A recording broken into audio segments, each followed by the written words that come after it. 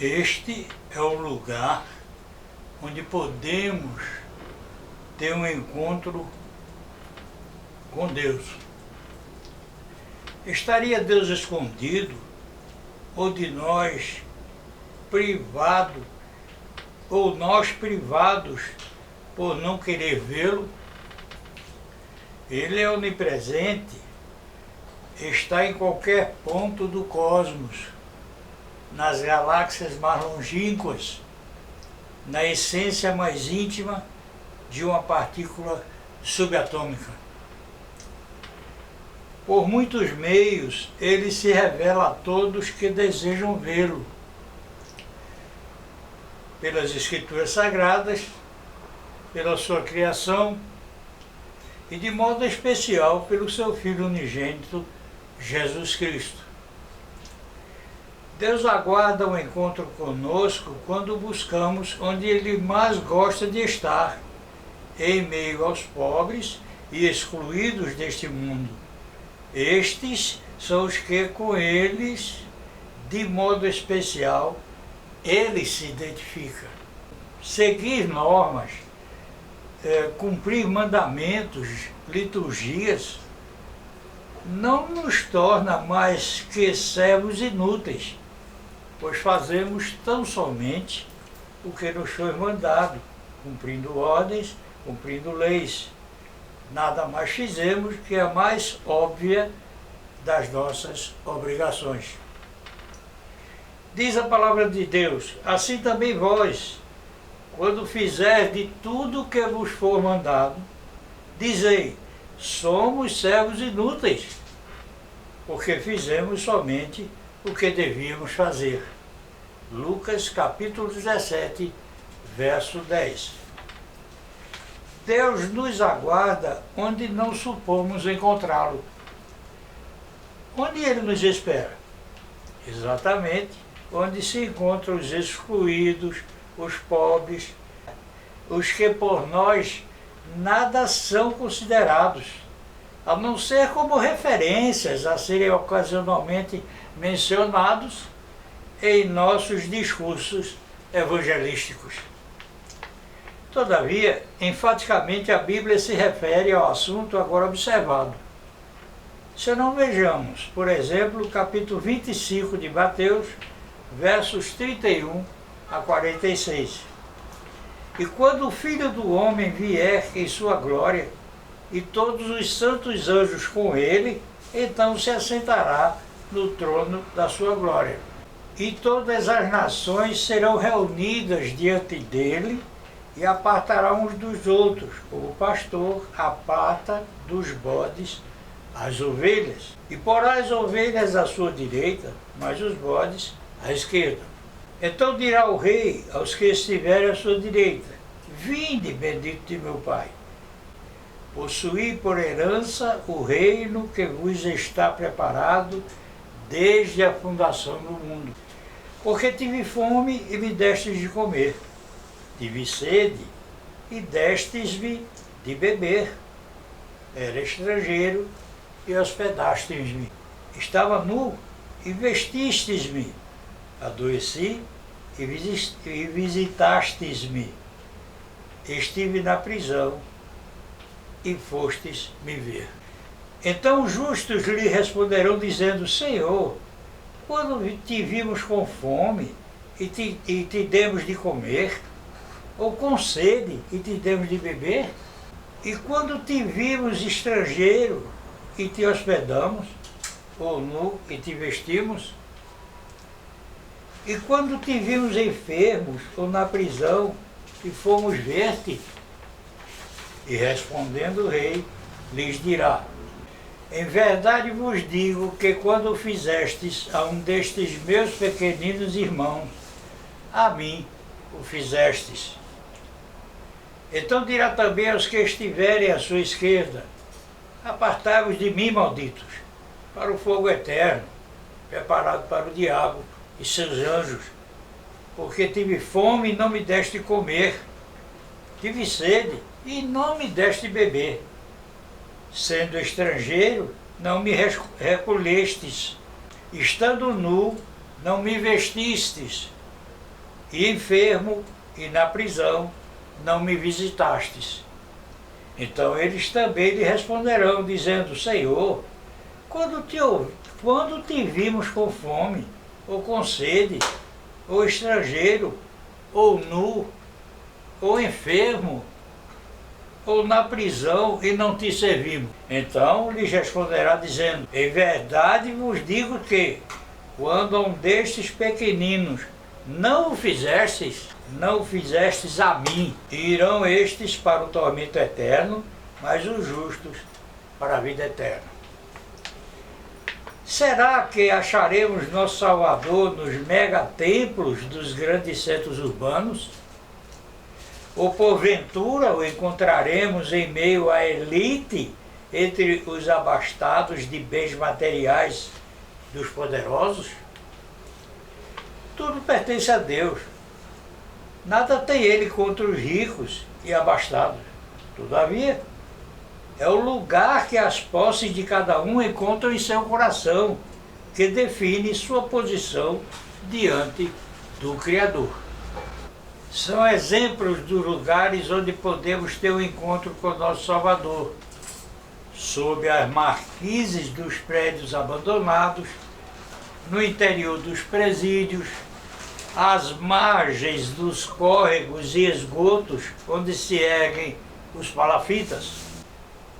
Temos uma pálida noção da grandeza do nosso Criador ao admirarmos a sua imensa criação, as inúmeras galáxias dispersas no espaço sideral, como também a beleza de um pôr do sol, do canto de um pássaro, ou mesmo ao contemplarmos um arco-íris, símbolo de um tratado de Deus conosco, como vemos em Gênesis capítulo 9, verso 16, quando nos diz Deus que o arco-íris é uma lembrança de sua aliança para com nós, homens, indicando que não mais voltaria a enviar um dilúvio para destruir a vida na terra.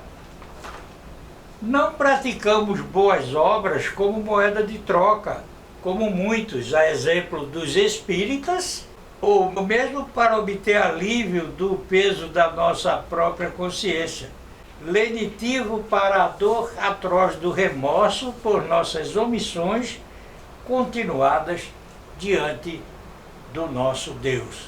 Teimamos em não enxergar que Deus abate os arrogantes enquanto enaltece os humildes. O Evangelho é a mais frontal oposição a todas as demagogias apresentadas pelo homem. Aquilo que o homem define como sabedoria, Deus diz que é loucura. O que para nós é fraqueza, para Deus é força. E o que para nós é riqueza, Deus afirma ser miséria. Vejamos o que nos diz Tiago a respeito deste assunto. Mas glorie-se o irmão abatido na sua exaltação e o rico em seu abatimento, porque ele passará como a flor da erva. Tiago capítulo 1, versos 9 a 10. Concordando com o exposto, diz Paulo de Tarso, porque vede, irmãos, a vossa vocação, que não são muitos os sábios, segundo a carne, nem muitos os poderosos, nem muitos os nobres que são chamados. Mas Deus escolheu as coisas loucas deste mundo para confundir as sábias. E Deus escolheu as coisas fracas deste mundo para confundir as fortes. E Deus escolheu as coisas vis deste mundo, e as desprezíveis, e as que não são, para aniquilar as que são, para que nenhuma carne se glorie perante eles, conforme 1 Coríntios, capítulo 1, versos 26 a 29. Seria este um problema atual? De forma alguma. Tiago preocupou-se com isto desde há muito, conforme vemos. Meus irmãos, não tenhais a fé do nosso Senhor Jesus Cristo, Senhor da glória, em acepção de pessoas. Porque se no vosso ajuntamento entrar algum homem com anel de ouro no dedo, com trajes preciosos, e entrar também algum pobre com sorte do traje, e atentardes para o que traz o traje precioso, e lhe disserdes: assenta-te tu aqui num lugar de honra, e disserdes ao pobre: tu, fica aí em pé, ou assenta-te abaixo do meu estrado. Porventura não fizeste distinção entre vós mesmos, e não vos fizeste juízes de maus pensamentos? Ouvi, meus amados irmãos, porventura não escolheu Deus aos pobres deste mundo para serem ricos na fé e herdeiros do reino que prometeu aos que o amam? Mas vós desonrastes o pobre. Porventura não vos oprimem os ricos e não vos arrastam aos tribunais? Tiago, capítulo 2, versos 1 a 6. Sabemos que Deus não faz acepção de pessoas. Nada tem contra os ricos, até porque também, como tudo, os criou. Todavia, não devemos pensar que a arrogância é privilégio dos ricos. Os pobres também são, não poucos, arrogantes. Assim está escrito em Provérbios, capítulo 13, verso 7. Há alguns que se fazem de ricos e não têm coisa nenhuma, e outros que se fazem de pobres e têm muitas riquezas. É claro que podemos encontrar Deus nas Escrituras, porém isto depende de um dom de Deus, a fé, a qual é alimentada pelo ouvir a palavra de Deus.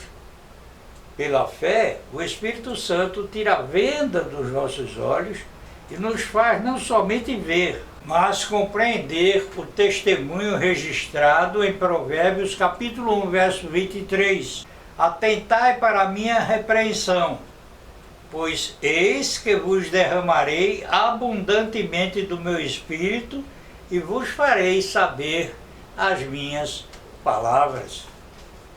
Não podemos esquecer o que nos diz Deus em Apocalipse capítulo 3, versos 17 a 18.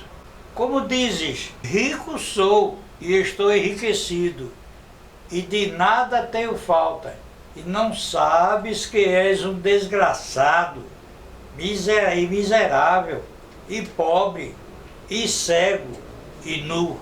Aconselho-te que de mim compres ouro provado no fogo, para que te enriqueças, e roupas brancas para que te vistas, e não apareça a vergonha da tua nudez, e que unjas os teus olhos com colírio para que vejas.